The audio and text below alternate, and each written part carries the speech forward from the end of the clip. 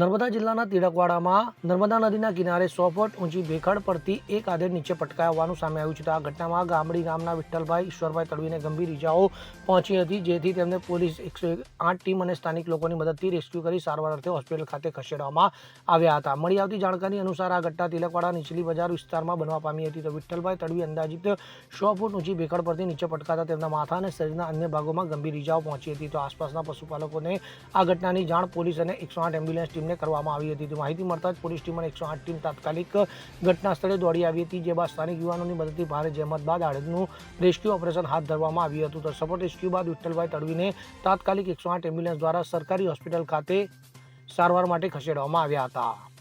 Bureau report CN24 news. હવે જુઓ દેશ દુનિયાની તમામ ખબરો તમારી આંગળીના ટેરવે.